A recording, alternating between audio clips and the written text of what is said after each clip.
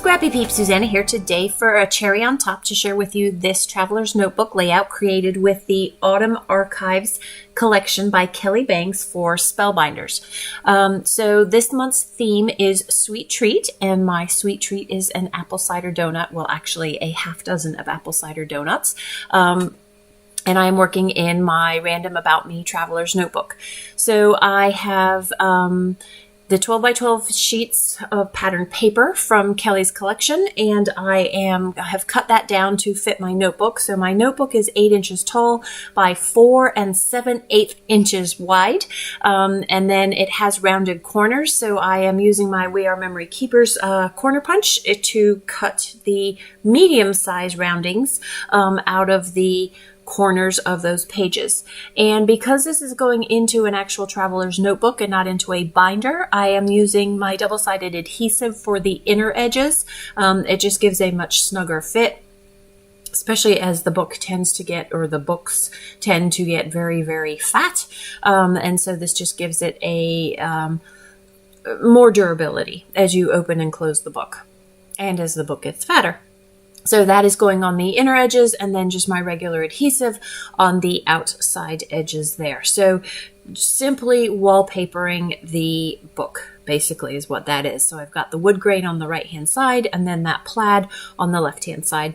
So I wanted a bit of complementary color to go down the side of the photos. There is a yellow in the collection, but I didn't want to cut into that whole thing just for a strip. I'm mindful that way.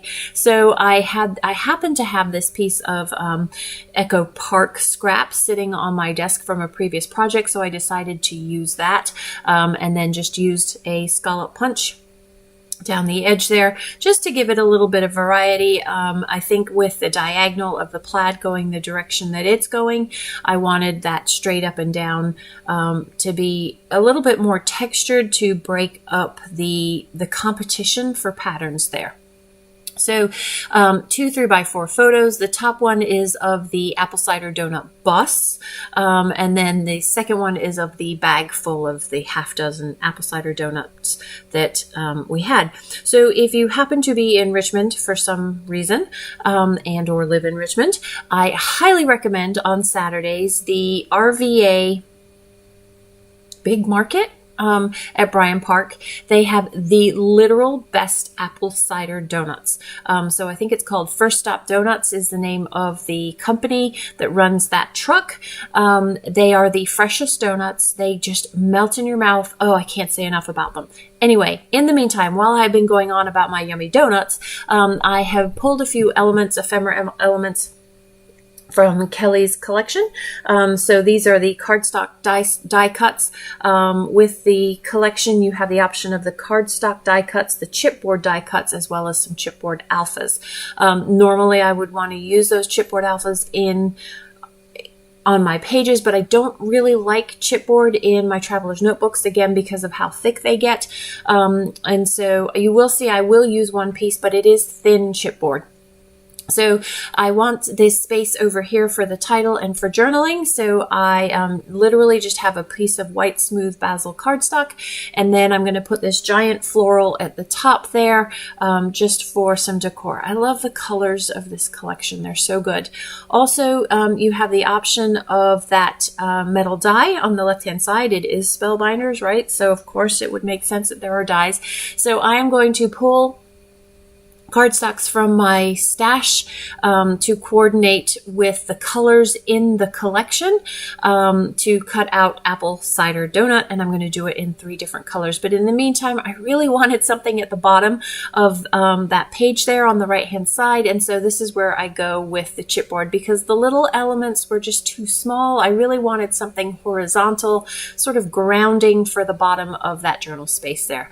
So again, you can see these are just stash pieces. I go with the 2 shades of pink, but you'll see that I flip over, the yellow, and so it's not quite the same yellow as the mustardy yellow that's already in the collection, but I like it better than I like that bright pink because I've already got sort of that softer mauve pink in there. So I'm going to just spell out each of the words. You'll see me run this through multiple times because apple has 2 L's, and then cider has the same E that I'm using for apple. So I literally just run it through. I try and run it through as few times as I possibly can through the Big Shot or whatever manual die cut machine you have. I actually have 2. I have Spellbinders machine, a premium, but it is not sitting on my desk because it is the big one, and it just takes up too much of my workable work surface. So I can go over there for larger elements if I want to, but I actually like the ease of the Big Shot. And then obviously when I'm filming, I like to show you how it actually goes through. They're super simple. They cut super well, super clean. And so, yeah. If I were smart, I would have used some other product in order to get adhesive on the back of them before, and then all I had to do was pull them off like a sticker, or I could have run them through a Xyron sticker maker as well, but I didn't. I used my liquid adhesive with the fine tip applicator, and I always try and start, I never know ahead of time, right? You can see it says apple, right? But I don't properly place them. So I always start with the middle letter, and so I will show you that, that I start with the second P in apple, and then I start with the N in donut and go all the way down so that I can work on the spacing and symmetry of that. I've gotten pretty good over the years, though, of knowing whether it's going to be too long or too short, so that's not an issue. It's more just getting it spaced into the center of the page or the center of the space that I'm putting the title. So off camera, I'm going to put Fave, F-A-V, with stickers from my stash for favorite season. I was going to put Pumpkin Everything season because that was what fall feels like these days, but this has nothing to do with pumpkin, and so that made no sense. So I just went with Fave because Favorite I knew for a fact was not going to fit in there. And that, my friends, is going to wrap up my layout. I am going to journal in that space down below. So this is a YouTube hop, so be sure to check out the list and check out all the videos of the other design team gals' sweet treats. Leave a comment in the boxes down, or in the comments down below, in order to be eligible to win a $25 gift card to a Cherry on Top. And for each entry, each comment is an entry. Thanks for stopping in today. I hope you're doing well. Come back again soon. Take care.